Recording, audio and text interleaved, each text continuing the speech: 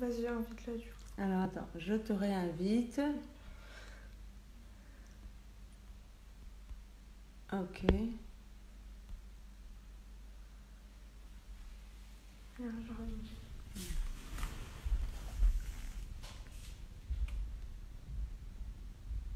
Alors, j'ai perdu Yasmine. Donc, je ne sais pas si on peut appeler ça les aléas d'Internet. Donc, j'attends qu'elle revienne. Ah, voilà, elle revient. Voilà. Ça devrait marcher. Oui, oui, je sais. Mais c'est un problème d'Internet apparemment. Alors, Hello. ah, voilà. Je ne sais pas pourquoi ça s'est arrêté et du coup, je ne t'entendais plus en fait. Ben, moi non plus. Bon, ben voilà. Alors, on va recommencer. On, re- on reprend. Donc, on était en fait sur donc après le décès de ta grand-mère, Rabbi Yarhamha, et donc tu avais senti que tu souhaitais enfin, faire quelque chose, qu'il fallait que Mhm. ça s'exprime. Et donc, comment ça s'est passé du coup voilà, quelle a été ton approche à ce Alors, moment-là? oui, et au fait, il faut savoir que moi, à ce moment-là, au fait, on ne sait pas trop ce qui se passe à l'intérieur. On comprend que ça bouillonne, mais on ne sait pas trop ce que c'est. Donc, qu'est-ce que j'ai fait? Je suis retournée dans la maison où elle a habité. J'ai pris mon appareil photo et j'ai commencé à photographier. Comme ça, Oui. instinctivement, tout ce qui pouvait me rappeler des détails, tout ce qui pouvait me rappeler, au fait, sa présence. Et au fur et à mesure, chaque jour où je travaillais, je revoyais mes photos. Et là, je voyais des similitudes, des choses qui collaient bien entre elles. Et donc après, c'est au bout de 4, 5 fois que j'ai pu savoir quel genre de photos il fallait que je continue de faire pour pouvoir boucler la série. Voilà, D'accord. donc tout peut inspirer au fait, hein, ça peut. Et puis même pendant le travail, une fois qu'on a choisi un thème ou une fois qu'on a décidé de travailler sur quelque chose, après tout peut nous inspirer. Ça peut être un livre, ça peut être une musique, ça peut être une conversation qu'on aurait écoutée dans une salle d'attente. En fait, il y a plein de choses après qui s'ajoutent. Au fait, on a des petits points un peu partout et ils se relient au fur et à mesure jusqu'à pouvoir créer une œuvre finie, on va dire. Mais du coup, est-ce que malgré tout, en tant qu'artiste, est-ce que tu t'astreins soit à une routine ou à des habitudes pour justement planifier tout ça? Parce que surtout que tu en as fait un métier, donc mis à part peut-être des commandes, on va dire un peu plus commerciales, mais dans ton travail, dans ton parcours professionnel, j'imagine, enfin je ne sais pas si voilà, tu te fixes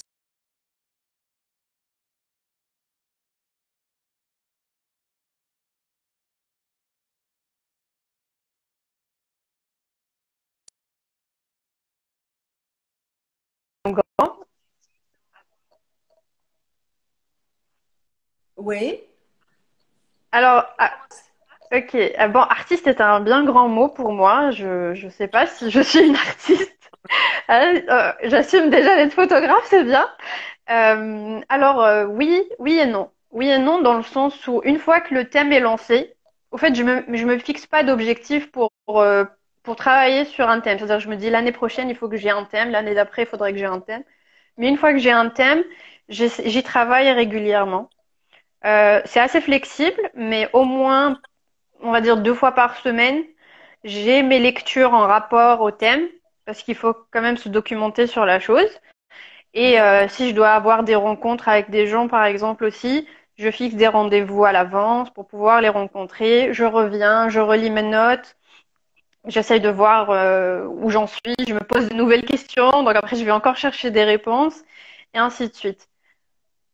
Et même sur Après, les supports, quand tu prépares par exemple soit une exposition, soit un projet, est-ce que tu te dis, ben, sur ce projet, je vais travailler sur tel et tel support, ou je vais faire de la photographie plutôt, je sais pas, en noir et blanc, ou travailler telle texture? Est-ce que ce sont des questions qui viennent au fur et à mesure, ou bien tu les programmes en amont?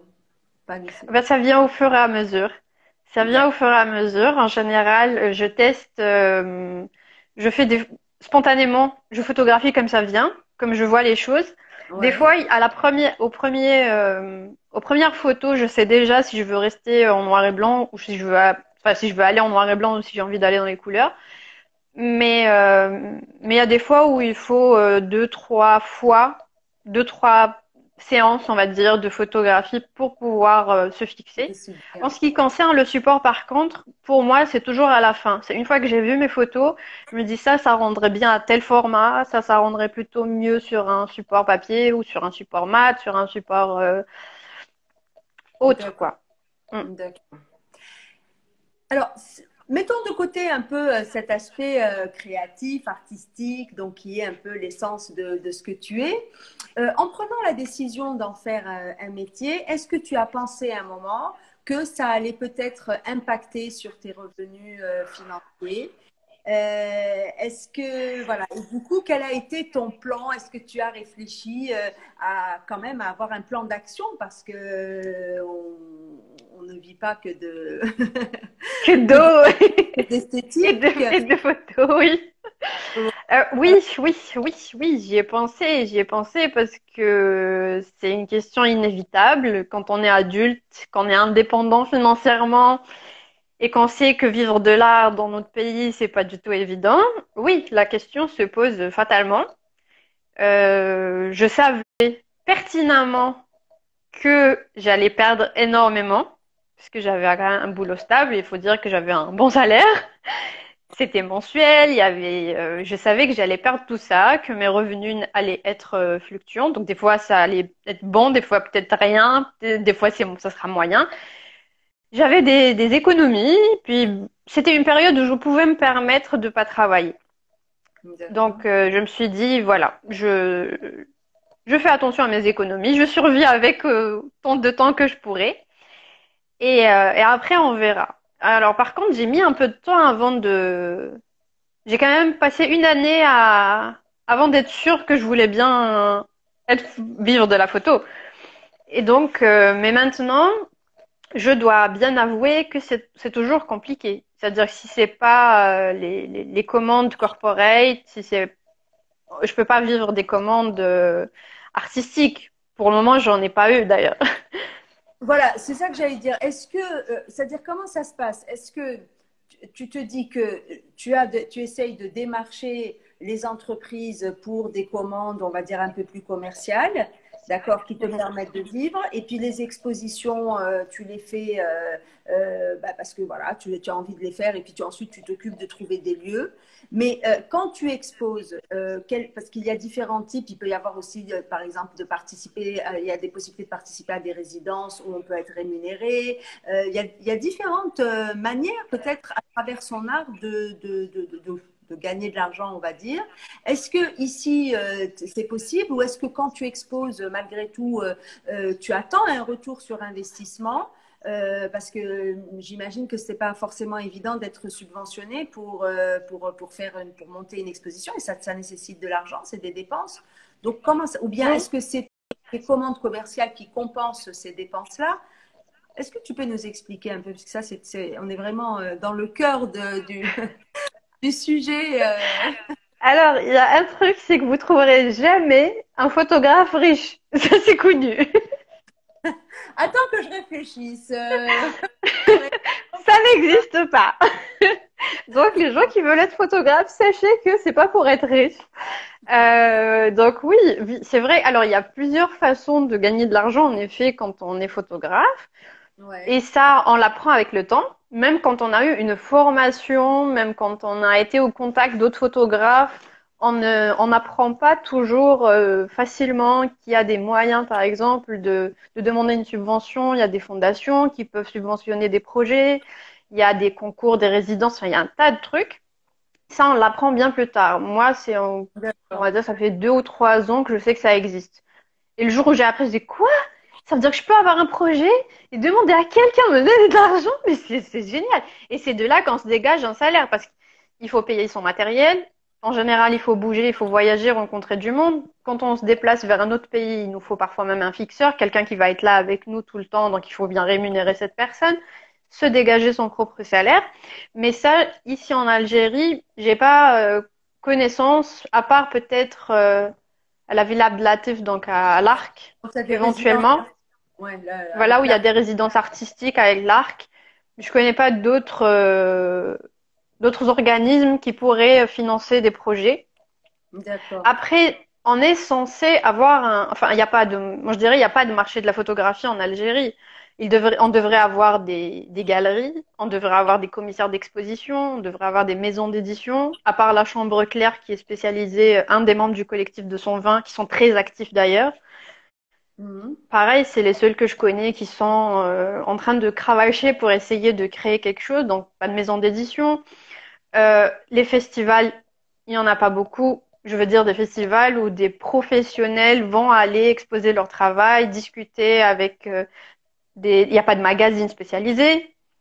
Ouais. Donc tout ça, Mais il y a un public, on va dire, acheteur bah, de ce que j'allais ajouter, c'est il n'y a pas de collectionneurs. Enfin, il y en a, mais ils sont peu nombreux et on les connaît pas bien. Enfin, moi déjà, j'en connais deux ou trois maximum.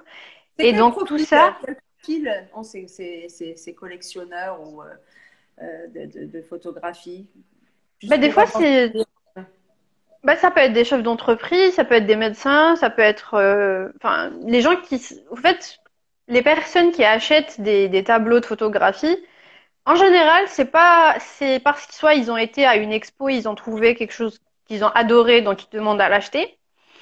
Sinon, ils achètent chez Ouais, chez les amis photographes. Voilà. d'accord. Mais vous trouvez qu'il n'y a pas suffisamment d'exposition de photos? Pourtant, la photo, elle a explosé ces dernières années en Algérie et dans le monde avec, on va dire, le numérique. Ça s'est beaucoup démocratisé, etc. Moi, je sais que j'ai vu quand même pas mal d'expos de photographie. Enfin, après, bon, des concours aussi de photographie, il y en avait. Bon, on ne gagne pas énormément, mais vous trouvez qu'il n'y en a pas suffisamment? Est-ce que c'est spécifique à la photographie ou est-ce que c'est les arts visuels en général, d'après vous? Alors, moi, je peux parler surtout de On a des photographie parce que c'est ça que je connais le mieux. C'est ouais. ça que je connais le mieux.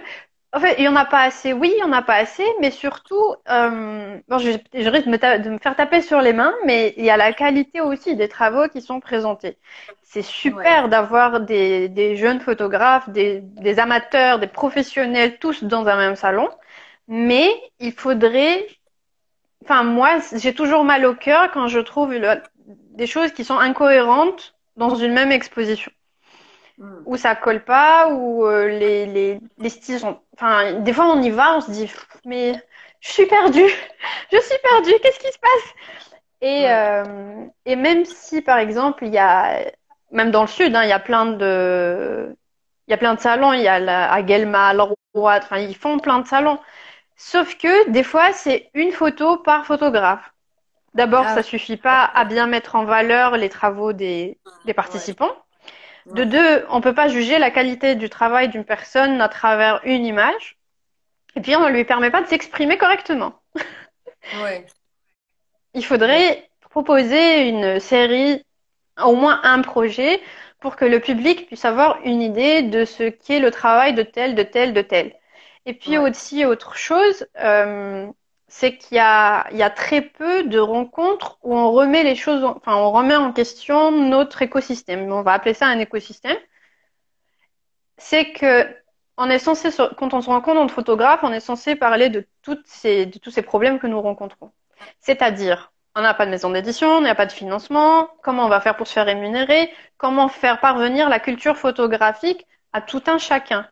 C'est bien beau de voir des photos d'Alger, de Gardaillac, c'est magnifique, mais il y a aussi un autre type de photographie, par exemple la photographie documentaire est très peu connue en Algérie. On est plus basé sur ce qui est beau sur la carte postale, mais sur le documentaire, je vous dis voilà, est-ce que vous connaissez l'histoire des béliers qui sont juste avant les Eid, il y a un concours de béliers, puis non, j'ai jamais vu ça. Est-ce que vous connaissez, je sais pas moi par exemple l'histoire de Fethi Halaoui qui a fait Stadium Filia, les gens, ça les interpelle pas forcément parce que peut-être que c'est mal diffusé. Et c'est ce genre de photographie-là qui serait bien de mettre en évidence dans ce genre de salon, de pouvoir discuter et pourquoi pas créer des collectifs où les gens font des choses similaires et que chacun puisse se consacrer à sa propre problématique. Les photographes de rue, comment ils vont trouver les autorisations parce que c'est compliqué de photographier dans la rue. Ceux qui font de la photographie animalière, pouvoir accéder à des zones protégées, par exemple, où il y a des animaux qui sont en voie d'extinction, enfin des choses comme ça. Mais donc, du coup, dans la chaîne, on va dire, par rapport à l'écosystème dont tu parles, dans cette chaîne donc, donc de création, distribution, l'accès justement au grand public, où est le maillon faible, on va dire? Je pense que c'est pas une question de maillon faible, mais plutôt Oui. quelque chose à construire. Pour moi, c'est vierge, c'est encore vierge. On n'a pas de culture de l'image en Algérie. Quand on compare par exemple à l'Égypte, qui ont toujours eu du cinéma, ils sont habitués aux images. Quand on va en Algérie, si quelqu'un vient vous prendre en photo, vous avez peur. Même moi, il y a quelques années, quelqu'un dans la rue me dirait est-ce que je peux te prendre en photo? Je dirais ah, attends, ça dépend, qu'est-ce que tu vas en faire, pourquoi? Attends, je réfléchis, je vais demander à mon père, je vais demander à mon frère. Vous voyez, on n'est pas habitué Donc, à être pris en au photo, début, à à voir la des base gens. même de la création, c'est difficile. On n'est même pas arrivé à la production, la distribution et à C'est l'accès au ça. public. En amont, c'est difficile, c'est Et ça? même pour nous, photographes, oui, même pour nous, photographes, d'aller photographier, des fois, on réfléchit à 36 000 fois avant d'aller dans un endroit et de sortir notre appareil photo. Et parce que on n'est pas habitué. Voilà, il n'y a pas cette culture de l'image. On a peur de l'image. Ouais. L'image est quelque chose qui fait peur à l'Algérien en général. Hein. Je dis pas que tout le monde a peur de l'image, mais l'image fait peur à l'Algérien parce que c'est une preuve tangible et c'est quelque chose à quoi on n'est pas habitué. Donc c'est encore vierge. C'est quelque chose qu'il faut construire. Et pour construire ça, il faudrait pas sensibiliser, mais expliquer que photographier c'est quelque chose de bien. C'est un témoignage d'une époque. Nous, quand on voit les images, l'Algérie a très peu été documentée. On a des images de la guerre, enfin pendant la colonisation. On a très peu d'images d'avant et d'après la colonisation. Et tout ça, je pense que c'est maintenant qu'on s'en rend compte, c'est à nous, notre génération, de dire, écoutez, voilà, on va essayer d'expliquer, de dire non, mais il faut, les images, c'est important, c'est quelque chose qui ne doit pas faire peur. Parce qu'il y a une éthique derrière. Ils sont très, très, très, très rares, les photographes, qui sont prêts à prendre des photos tout en sachant qu'ils vont créer un problème à la personne qu'ils ont photographiée. Ou au lieu, ou voilà. Donc, en général, les photographes sont très bienveillants. Ouais, ouais, Donc, c'est vrai. il faudrait démarrer de ça, puis aller vers la création d'organismes, de collectifs, et Alors, il y a de créer l'écosystème, justement. est-ce que certains existent? Est-ce qu'il y a au moins quelques collectifs chez les photographes? Oui, Tu as ça parlé tout commence. à l'heure du collectif de 120, c'est ça? Oui, le collectif de 120. Alors, j'en parle parce que c'est l'un des plus actifs. Les membres ont quand même fait un bon parcours, un long chemin qui à mon avis, n'a pas été facile, mais ils sont quand même arrivés, par exemple, à la fondation Magnum aux États-Unis. C'est pas tous les photographes algériens qui y arrivent. Alors, en fait, il y a deux choses. Il y a les photographes qui vivent de leur studio, Mhm. donc ils font Donc, du ouais, corporate. Voilà, ils font ouais. du corporate, ils font éventuellement des événements, peut-être des mariages. Ils arrivent à gagner leur vie comme ça. Et puis à côté, s'il y a quelque chose qui se présente, c'est très bien. Et puis voilà. Et il y a D'accord. de l'autre côté les photographes qui travaillent avec les agences comme l'AFP, comme Mhm. Reuters, des choses comme ça. Donc ils travaillent pour des journaux internationaux. Mais Photographe de après, presse. voilà. Et après, il y a quand même des photographes, comme moi, par exemple. Moi, j'ai fait une carte d'artisan carrément, parce qu'il fallait que je commence à facturer. Et si je devais attendre une carte d'artiste, ça aurait mis 1000 ans. Oui. Et voilà. Et pour nous, c'est beaucoup plus compliqué. Et le collectif 220, au fait, c'est ça. C'est que ils ont réussi à pouvoir vivre de leur photographie tout en faisant de l'art. Et c'est pour ça que je D'accord. parle et s'ils sont rares les gens qui arrivent à faire ça. Hmm. Et ils sont Toi, tu reconnus. penses. Ils sont reconnus ici et à l'international. D'accord. Mais du coup, ça s'organise comment ce collectif? C'est-à-dire, en fait, c'est le fait de travailler ensemble et de faire des événements en commun, c'est ça? Ou bien en étant ensemble, ils arrivent à contacter des organisations internationales ou peut-être même ici nationales pour trouver des financements? C'est-à-dire, comment se traduit la force, on va dire, de ce collectif ou de potentiels autres collectifs qui pourraient être créés? Alors bon, pour le collectif de 120, j'oserais pas répondre à leur place, comme je n'en fais pas partie. Idéal, bien sûr. Voilà. Mais voilà. Mais en général, un collectif de photographes, par exemple, ou d'artistes, le fait d'être ensemble, donc déjà, ils se conseillent mutuellement. S'il y a une résidence, ils sont plus au courant des appels à candidature et des appels à projets. Et puis, ce qui se passe Ouais. souvent, c'est qu'on envoie la candidature de celui qui a le plus de chances d'être pris, Hmm. en fonction des thématiques, en fonction des sujets qui sont demandés dans l'appel à projet ou dans l'appel à candidature. Il y a aussi et financièrement, économiquement, au fait, comme on l'avait dit tout à l'heure, il y a des fondations ou il y a des organismes comme ça qui vont donner de l'argent pour financer un projet. Au lieu que tout l'argent aille à un seul photographe, il va aller dans la caisse, enfin une partie du moins, va aller par exemple dans la caisse du collectif. Ce qui permettra de nourrir les activités, donc que ce soit les tirages, que ce soit les expositions à préparer, des éventuelles Ouais. conférences, voilà, des choses comme ça. Après, même sans être dans un collectif, on peut travailler ensemble. Même si on n'est pas dans le même collectif, on peut travailler ensemble. Moi-même, je suis à la recherche d'un financement. J'ai écrit un projet Hmm. pour justement apprendre comme des photographes. Parce que, comme je vous l'ai dit, il n'y a aucune formation qui nous apprend ça. Ah, il n'y a plus de son? Ok, d'accord. D'accord. Très bien. Allez.